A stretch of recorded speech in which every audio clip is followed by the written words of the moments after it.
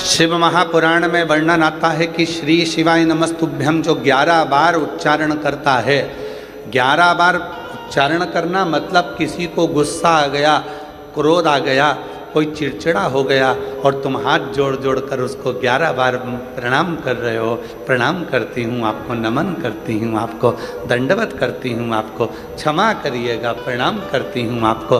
बस 11 बार आपने जैसे कितना भी क्रोध है, कितनी भी चिड़चिड़ प्रवृत्ति है, कितना भी क्लेश मचा है, आपने अगर प्रणाम कर लिया तो परिणाम बदल गया, निर्णय बदल गया। प्रणाम परिणाम को बदलता।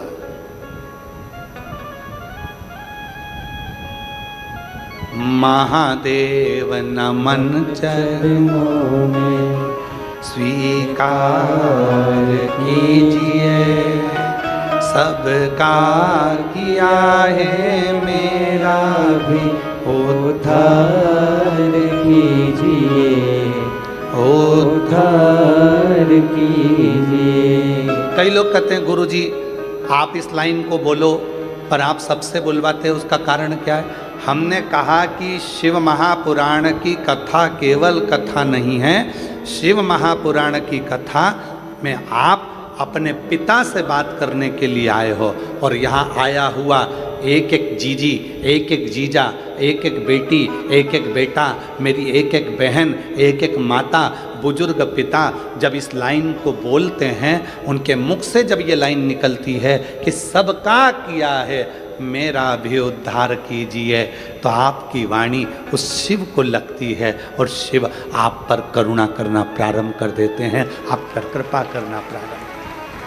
और महादेव नमन चरणों में स्वीकार कीजिए, सबका किया है मेरा भी उद्धार कीजिए, उद्धार कीजिए। है त्रिपुंडधारी, है त्रिशूलधारी, है त्रिपुंडधारी, है त्रिशूलधारी।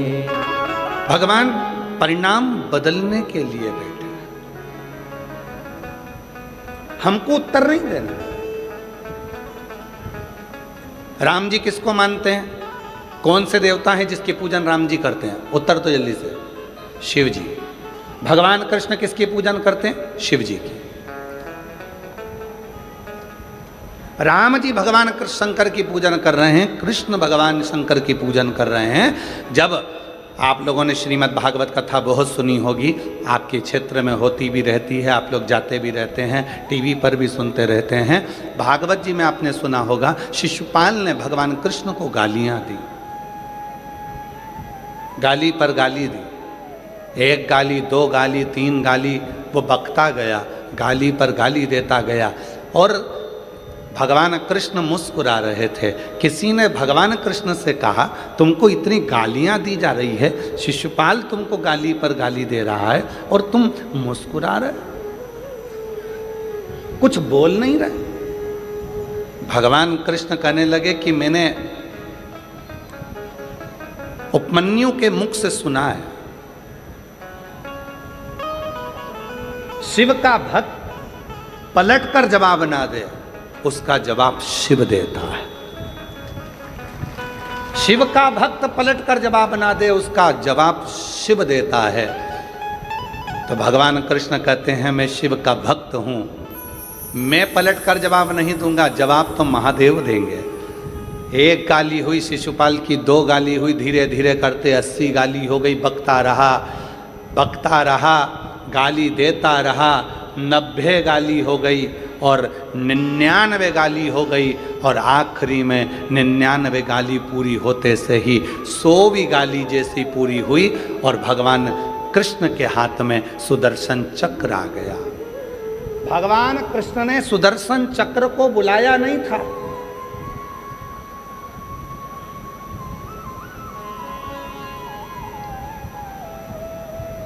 इतनी बड़ी सभा लगी है, उस सभा में भगवान सुदर्शन चक्र उठाएंगे क्या मारने के लिए? भगवान कृष्ण ने सुदर्शन चक्र को बुलाया नहीं था, पर भगवान कृष्ण के हाथ में सुदर्शन चक्र आ गया और वो सुदर्शन चक्र छूटा और शिशुपाल का शीश कट गया। सारे लोगों ने कहा कि भगवान कृष्ण ने शिशुपाल का शीश काट दिया और भगवान कृष्ण के मुख से निकलता रहा, मैंने शीश नहीं काटा, ये सुदर्शन चक्र मेरा है ही नहीं। जब भगवान नारायण ने अपना एक नेत्र भगवान शिव को दिया था, तब भगवान शंकर त्रिनेत्रधारी हो गए थे और भगवान शंकर इतने प्रसन्न हो गए थे कि उन्होंने अपना सुदर्शन चक्र भगवान नारायण को दे दिया था। शिवजी त्रिनेत्रधारी हो गए और भगवान विष्णु सुदर्शन चक्रधारी हो गए। तो भगवान कृष्ण कहते हैं ये चक्र मैंने नहीं उठाया, ये चक्र तो मेरी उंगली पर अपने आप आ गया, ये चक्र भी मेरा नहीं है और मारने वाला भी मैं नहीं हूँ। तो किसी ने पूछा फिर शिशुपाल को मारा किसने है? तो भगवान कृष्ण कहते हैं कि भगवान शंकर का मैं भक्त हूँ और अपने भक्त का अपमान शिव कभी सहता नहीं है, इसलिए उसी ने मार दिया।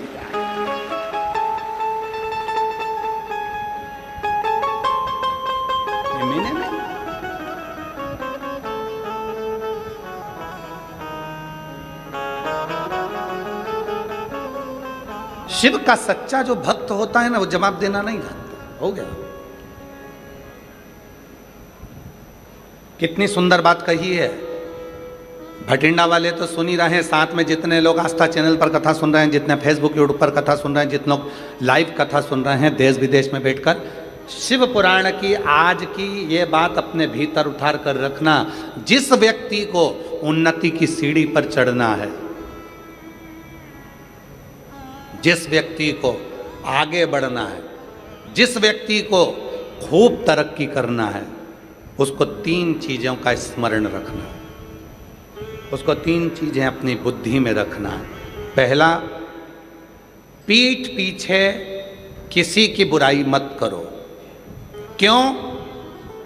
हम जब किसी के पीठ पीछे बुराई करते हैं तो हम कभी भी जिंदगी में उसके आगे नहीं निकल सकते, उसके पीछे ही रहते हैं। पीठ पीछे बुराई मत करो। तीन चीजें बताई गई है। अगर उन्नति की सीढ़ी पर चढ़ना है, आगे बढ़ना है, तो ये तीन चीजें अपने स्मरण में रखना। किसी की पीठ पीछे बुराई मत करो। हम किसी की पीठ पीछे बुराई करते हैं तो उसके पीछे ही रहते हैं, कभी जिंदगी में आगे नहीं बढ़ पाते। दूसरे नंबर पर, जो आपकी निंदा करे, जो आपकी बुराई करे, उसको गले लगाओ, चाय पिलाओ, नाश्ता कराओ, समोसा खिलाओ, मक्खन पराठा खिलाओ। क्यों? क्योंकि वो तुम्हारी बुराई करने वाला को तुम जब गले लगा कर रखोगे, वो बुराई करने वाला जब तुम्हारी बुराई करता रहेगा तो तुम उस बुराई को छांटकर अच्छे बनते चले जाओगे और एक दिन इतने अच्छे बन जाओगे कि फिर बुराई करने के लिए तुम्हारे लिए कुछ बचेगा ही नहीं, तुम उस सीढ़ी तक पहुंच जाओ। तीसरे नंबर पर कहा, पहले नंबर पर पीठ पीछे बुराई मत करो। दूसरे नंबर पर बुराई करने वाला जो तुम्हारी निंदा कर रहा है, जो तुम्हारी चुगली कर रहा है, तुम्हारे लिए अपशब्द कर रहा है, तुमको गाली दे रहा है, तुमको आड़ा टेढ़ा बोल रहा है, उसको समोसा कचौड़ी जरूर खिलाओ, चाउमीन खिलाओ, नाश्ता खिलाओ, बघार खिलाओ, खूब पिज़्ज़ा खिलाओ, खूब प्रेम से लस्सी पिलाओ। क्योंकि ऐसा बुराई करने वाला, और हम नहीं कह रहे, ये पुराने शास्त्र भी कहते हैं, निंदक न्यारे राखिए आंगन कुटी छवाए, और बिन पानी बिन साबुन सब मेल धुल जाए। अर्थात जो निंदा करने वाला है उससे अपने हृदय से लगा कर रखना। कम से कम वो तुम्हारी निंदा कर कर तुम्हें साफ तो कर रहा है, तुम्हारे पाप को वो झेल तो रहा है। अगर निंदा करने वाला नहीं होगा तो तुम सब बीमार पड़ जाओगे।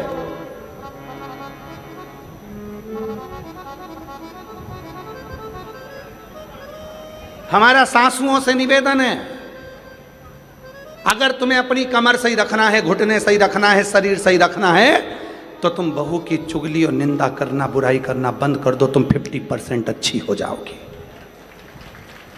और हमारा बहुओं से भी निवेदन है, अगर तुम्हें अच्छा रहना है, कई बहुएं ऐसी हैं 45 की उम्र में, 40 की उम्र में, 35 की उम्र में और कमर दुख रही है, सिर दुख रहा है, हाथ पैर दुख रही है, कब हर 15 दिन में डॉक्टर, हर 8 दिन में डॉक्टर, ये डॉक्टर बदला, वो डॉक्टर बदला, वो डॉक्टर बदला। कारण क्या है? क्योंकि तुम सास की निंदा करती होगी, और निंदा का मतलब आप सब जानते हो।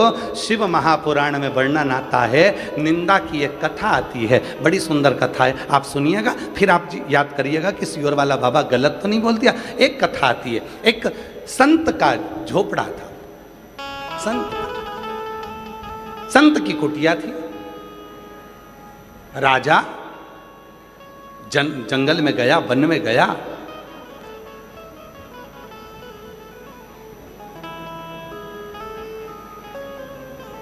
घूम फिर कर अपने घर गया। एक दिन वही संत भ्रमण करते करते राजा के दरवाजे पर गया और राजा से कहा, महाराज कुछ दे दीजिए भिक्षा में। राजा गुस्सेल था, क्रोध में था, उसको गुस्सा आ गया,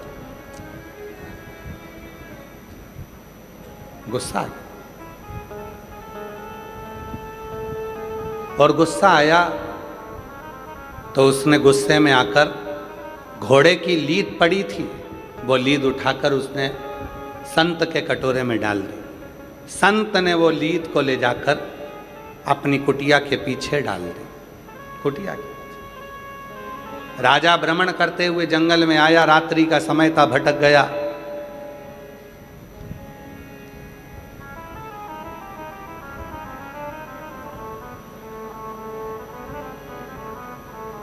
संत के दरवाजे पर आकर उसने देखा, संत तो है, घोड़े की लीद पीछे पड़ी है, और काय का संत जो घोड़ा रखता है घूमने फिरने के लिए। राजा को गुस्सा आया, चल दिया, घर गया। जो मिलता राजा उससे कहता, एक संत जंगल में रहता है, घोड़ा पाल के रखा है, लीद थी उसके घर, लीद थी, बढ़ता गया। राजा निंदा करते गया, संत संतुष्ट होता गया, लीद का ढेर बढ़ता चले गया, लीद का ढेर बढ़ता था। और आखिरी में एक दिन राजा भ्रमण करते करते राजा पहुंच गया, जाकर देखा लीद का ढेर था, लीद का ढेर। और उस ढेर को देखा, पूछा, महाराज ये लीद इतनी सारी कैसे हो गई? तुम्हारे ही दरवाजे पर से मिली थी, एक कटोरे में लीद थोड़ी सी, तुम्हारी निंदा करने से ये लीद बढ़ती चली गई, और अब इस लीद का कोई हकदार नहीं है, तुम ही इसके हकदार हो, तुम्हें ही इसको भोगना। ऐसी ही एक कथा और वर्णन करती है। एक राजा के शरीर में रोग आ गया, शरीर गलने लगा, शरीर पानी जैसा टपक टपक कर गिरने लगा, राजा की उंगलियां टपक गई, राजा का शरीर गलने लगा, राजा बीमार पड़ गया। सारे डॉक्टरों को बुलाया, सारे वेदों को बुलाया, सारे वेदों को दिखाया, पर उसका कोई हल नहीं निकला। तब राजा बड़ा दुखी हो गया। किसी ने कहा, एक संत रहते हैं, चलो उनके पास चलते हैं। संत से जाकर पूछा, महाराज मेरा शरीर सही नहीं हो रहा, इसका कोई हल बता दीजिए। तब संत ने एक बात कही, राजन तुम्हारा भाई था, कहाँ गया? कहा वो तो मर गया। तुम्हारी भाभी कहाँ है? तो कहा वो अपने कमरे में। संत ने कहा, एक काम करो राजा, भाभी जब अपने कमरे में सोने के लिए चले जाए, चुपचाप से जाना, भाभी के कमरे के बाहर दरी बिछाकर सो जाना, किसी को बोलना मत ही क्यों सोए हो, बस इतना काम करना प्रारंभ करना। राजा ने वही करना प्रारंभ करा। राजा भाभी के कमरे के बाहर दरी बिछाकर सो जाता। एक सेविका ने देख लिया, नौकरानी ने देख लिया, उसने दूसरी से कहा कि ऐसा खोड़ला राजा है, भाई मर गया तो भाभी के कमरे में सोने जाता। एक ने दूसरे से कहा, दूसरे ने तीसरे से कहा, तीसरे ने चौथे से कहा, चौथे ने पांचवे से कहा। पूरे नगर में बात फैल गई कि राजा ऐसा खोड़ला है कि भाई मर गया तो भाभी के कमरे में सोने के लिए जाता है, और पूरे नगर में चर्चा हो गई। और धीरे धीरे धीरे धीरे राजा का शरीर ठीक हो गया। राजा जैसे ही ठीक हुआ गुरुजी के पास गया, गुरुदेव मुझे डॉक्टर ठीक नहीं कर पाए, मुझे वेद ठीक नहीं कर पाए, आपने केवल भाभी के कमरे के बाहर में सोया और मुझे ठीक कर दिया, कैसे? संत ने कहा, राजन तूने इतना पाप कर लिया था कि तेरा पाप तेरे शरीर में बीमारी बनकर आ गया था।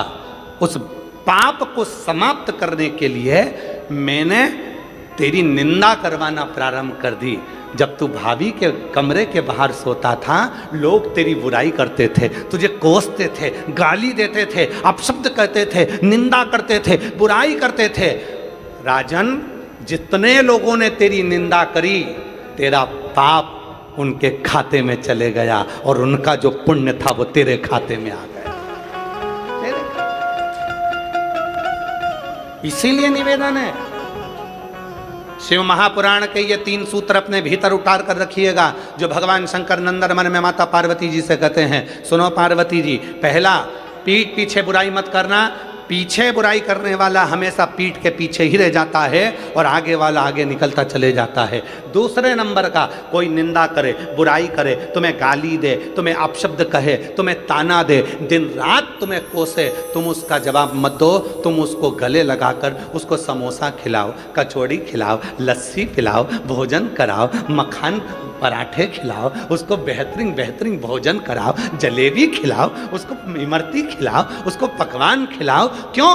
क्योंकि वो अपना खुद का पुण्य बुराई कर कर तुमको दे रहा है, और तुम्हारी बुराई कर कर कर तुम्हारे पूरे पाप को वो अपने माथे ले रहा है। वो बीमार पड़ेगा, दुखी होगा, तकलीफ में आएगा, कष्ट में आएगा, पर तुम्हें ठीक कर देगा, तुम्हें ठीक। इसलिए मेरा सासू माताओं से निवेदन, जितनी भी सासें बैठी हैं सबसे निवेदन, स्वस्थ रहना है तो निंदा मत करो।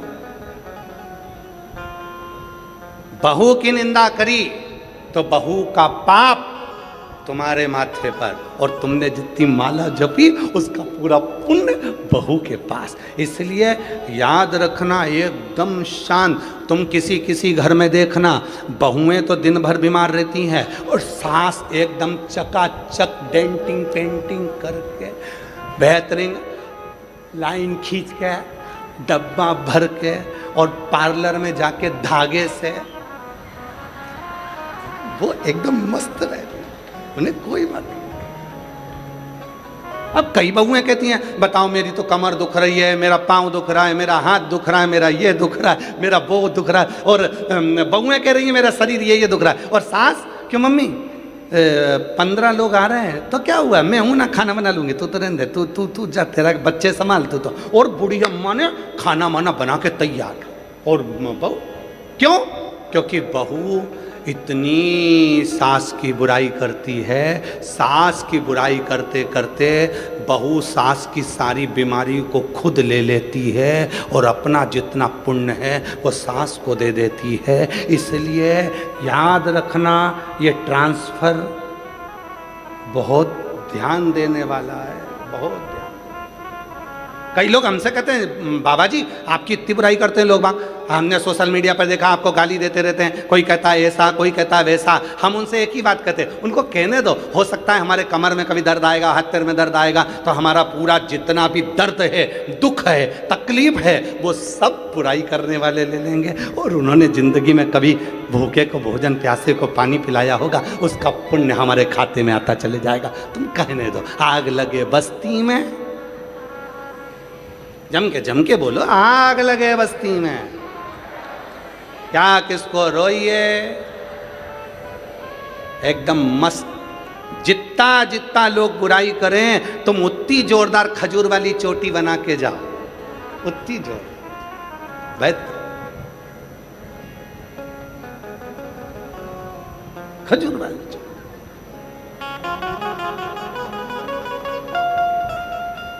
हम तो बाबा के भरोसे चलते चलते हैं हम तो बाबा के भरोसे चलते हैं। ये दुनिया वाले जलते हैं ये दुनिया वाले जलते हैं डमरू वाले के भरोसे चलते हैं। काशी वाले के भरोसे चलते हैं। सीहोर वाले के भरोसे चलते हैं सीहोर वाले के भरोसे चलते हैं।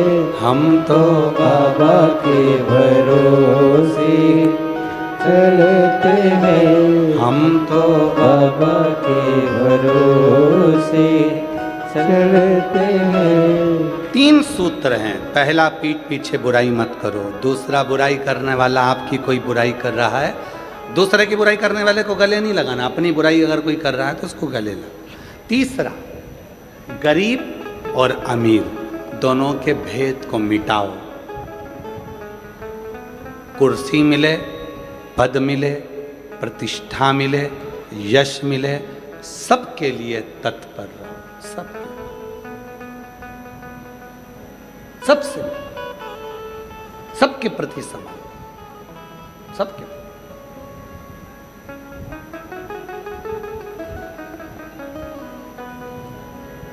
समर्पण इसी को कहते हैं।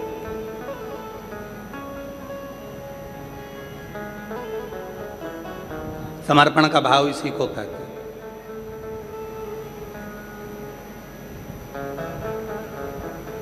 और जिसमें समर्पण का भाव होता है वही जीवन में सार्थक होता है।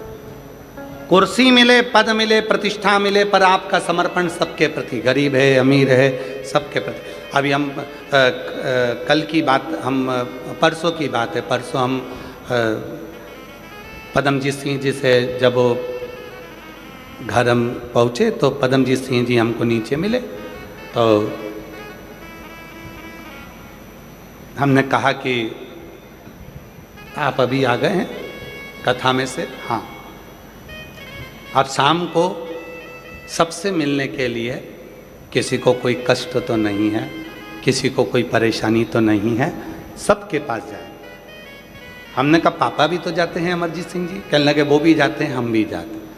हमको इतनी खुशी हुई, आज के समय के ये नवयुवक बेटे, और बेटे के साथ में आपके भटिंडा क्षेत्र के मेयर, अगर उनका भाव इतना शुद्ध है तो हमें लगता है कि पूरे भटिंडा का भाव कितना शुद्ध होगा। ऐसी शुद्धता का भाव होना चाहिए। हमें जाना है, सबसे मिलना है, किसी को कोई कष्ट तो नहीं है। उनके मुख से सबसे पहले मैं पदम जी आपको साधुवाद देता हूँ इस चीज़ के लिए, बहुत बहुत साधुता है आपके भीतर। कम से कम हम सबसे मिलेंगे, सबसे, किसी को कोई कष्ट तो नहीं। स्नेह इसी को कहते हैं। पद मिले, कुर्सी मिले, प्रतिष्ठा मिले, यश मिले, वैभव मिले, उसके साथ आपके भीतर समता का भाव हो कि ये सब मेरे हैं, सब। हम तो बाबा के भरोसे चलते हैं, हम तो बाबा के भरोसे। समता का भाव, और जब समता का भाव होता है, शिव जी कहते हैं पार्वती से, हे पार्वती, संसार सागर में उन्नति की सीढ़ी पर चढ़ने के लिए सबसे पहली चीज है आप किसी के पीठ पीछे बुराई ना करें। दूसरा, आपकी निंदा कोई करता है उससे प्रेम करो। और तीसरा, सब में समता का भाव रखो। फिर दुनिया में कोई ताकत नहीं है जो तुम्हें आगे बढ़ने से रोक दे। आप उन्नति की सीढ़ी पर चढ़कर ही रहोगे, आप आगे बढ़कर ही रहोगे। प्रथमता में आप प्रथम, कोई दूसरा नहीं करता, कोई दूसरा। बन सके हम अगर शंकर की आराधना, साधना, उपासना नहीं कर सकते तो शिव की निंदा भी ना सुनो।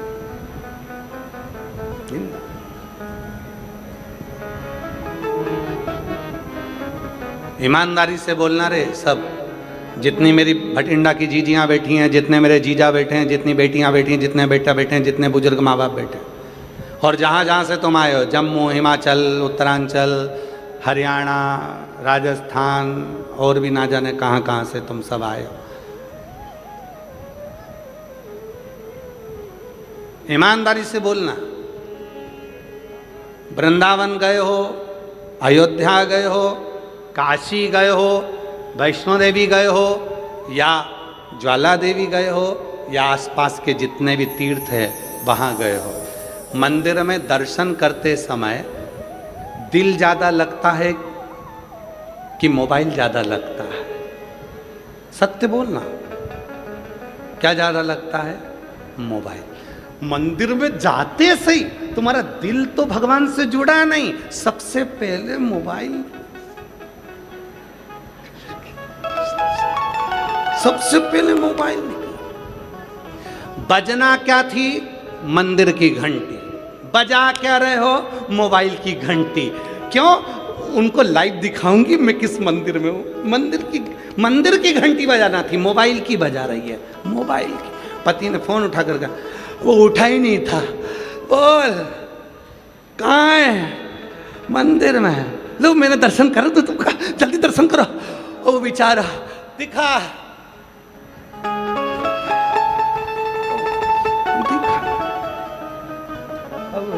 उसका दिल ही नहीं है, और तू जबरदस्ती उसको उठा के देखो देखो भगवान कितने सुंदर लग रहे ना, हाँ अच्छा लग रहा है। जो अभी मैं दूसरे मंदिर में जाऊंगी, जब वो भी दर्शन कराऊंगी। पति बोला मैं नहाने जा रहा हूं, तेरे हाथ जोड़ रहा हूं, तू चुपचाप बैठ। बजाना थी मंदिर की घंटी, बजा दी मोबाइल की घंटी। लगाना था दिल, लगा दिया मोबाइल। ईमानदारी से बोलो, फिर पूछो कि शंकर कैसे मिलेगा, तो तुम बताओ री मेरी जीजियों, अरे ओ भटिंडा वालियों, कैसे मिलेगा?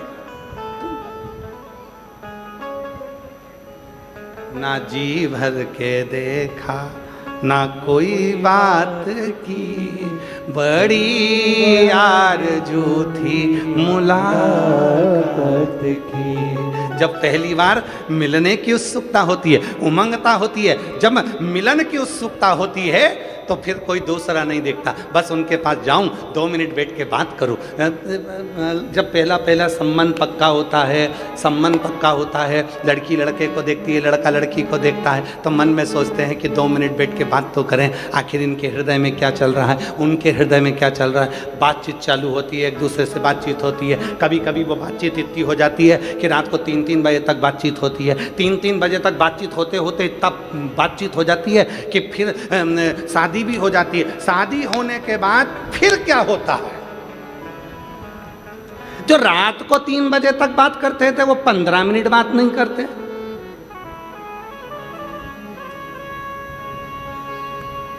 क्यों?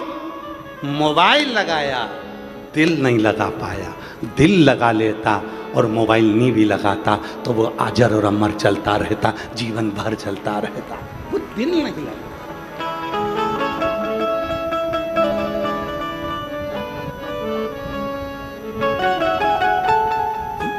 मिलन की आस, तुझसे मिलने के लिए तेरी कसम, तुझसे मिलने के लिए तेरी कसम, एक मुलाकात जरूरी है सनम। उससे मिलन की आस बढ़े। मंदिर गए, कहाँ गए? मुरली मनोहर मंदिर में। कहाँ गए? कुबरेश्वर धाम में। कहाँ गए? काशी विश्वनाथ में। कहाँ गए? उज्जैन महाकाल में। कहाँ गए? बांके बिहारी में। कहाँ गए? राधा वल्लभ में। कहाँ गए? भगवान के दर्शन करने। कहाँ गए? वैष्णो देवी गए। वहाँ जाने पर भी आपके मोबाइल की घंटी बाद में बजे, पहले दिल की घंटी बजे, मंदिर की घंटी बजे, और जिससे मिलन के लिए गए हो उससे 2 क्षण बैठकर बात तो करो। वो भी तरस रहा था तुम्हारे लिए और तुम भी तरस रहे थे उसके लिए। वो तुमसे पूछेगा बहुत दुखी है। क्या बात है, तुम बैठकर चर्चा तो करो। शिव महापुराण की कथा में आप आए हो, पर आज तक हमने ये नहीं कहा कि ये शिव पुराण की कथा है। हम कहते हैं ये तुम्हारे पिता का घर है। जितनी देर बैठना, 2.5 घंटे की कथा होगी, 3 घंटे में से आधा घंटा आशीष ले जाते हैं, 2.5 घंटा हमारे पास मिलता है। वो 2.5 घंटे में से 2.5 घंटे जितनी देर बैठो उतनी देर उस पिता से बात करो। बहुत दुखी हूँ बाबा, तेरे पास आई हूँ, तुझसे नहीं कहूँगी तो किससे कहूँगी। जब अपने दिल की बात आप उससे कहोगे, वो भी सुनने के लिए आया है, सुनता है, तुम्हारे मन की बात सुनता है और 3 महीने में तेरे दुखों को मिटाना प्रारंभ कर देता है। वो शिव है, वो शिव। किसी ने कहा शिव जी हमारी बात सुनते, क्यों नहीं? ब्रह्मा ब्रह्मलोक में रहते हैं, भगवान विष्णु वैकुंठ लोक में रहते हैं, शंकर भगवान मृत्यु लोक में रहते हैं, कैलाश पर। कैलाश कहाँ है? पृथ्वी पर। कभी भी जाओगे घूम फिर कर कैलाश मानसरोवर चले जाओ, यात्रा करके जाओ, शंकर जी यहीं हैं। काशी में शंकर जी हैं, केदार में शंकर जी हैं, सोमनाथ में शंकर जी हैं, अमरनाथ में शंकर जी हैं, और कंकर कंकर में शंकर है। तुम जब जहाँ बैठकर पुकारोगे शिव वहाँ प्रस्तुत हो जाएगा। तुम दिल से बोलोगे, वो दिल से देना प्रारंभ। एक पत्र है, अच्छा है, देखो।